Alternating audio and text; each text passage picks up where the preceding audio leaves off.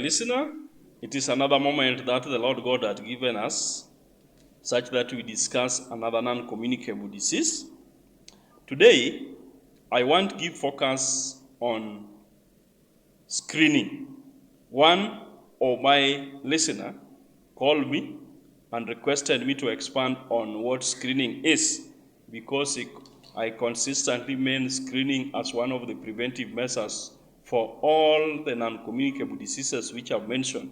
So he requested me to expand on it. I appreciate, and I think this is the opportune time for me to respond to such concern, which I guess may be a concern of many of my audience. So, what is screening? Screening is a medical procedure done to evaluate, to examine, to assess the presence of a disease or a condition which has not shown any sign and symptom among a public population which is suspected to be at risk. This is done purposely to ensure that the condition is diagnosed early enough in time, especially at a latent stage, to reduce the morbidity and suffering of the population which is expected or suspected to be at risk. As you know, most of the presentations are put here of non-communicable diseases. Some communicable diseases, when diagnosed late, are difficult to manage. The health worker who try to assist you may not disclose to you that actually you have come late. It is advisable that most of non-communicable diseases are diagnosed before they show any sign and symptom. And this is what is called screening.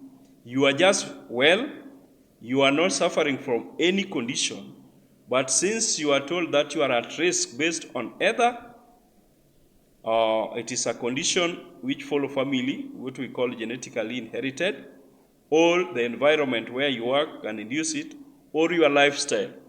Based on what we have discussed, you find that you are one of the few people who are exposed to suffering from such condition. So it is a specific investigation. Let me say, for instance, cancer.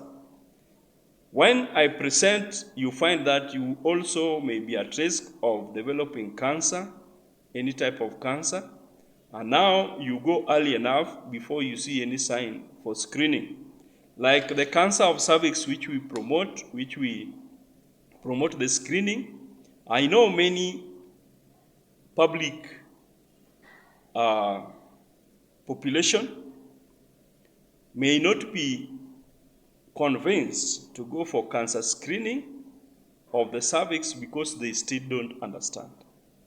What we are trying to do in the screening is that we are requesting you to go for this investigation, this assessment, to identify if you have started developing any signs which may end up being cancerous. The population do not understand this, and it is very important for one to learn from what I'm presenting now and inquire more from the nearest health facility, from the expert, in case there is an area which I might have not touched. Go early before any sign.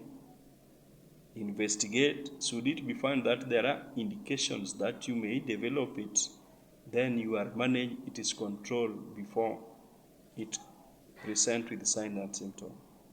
I think this may be clear.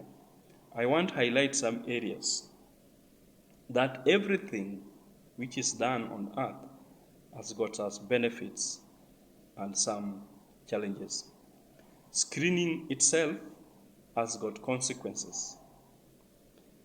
One, you may be tested that you have the signs of developing a certain disease, yet it is not true.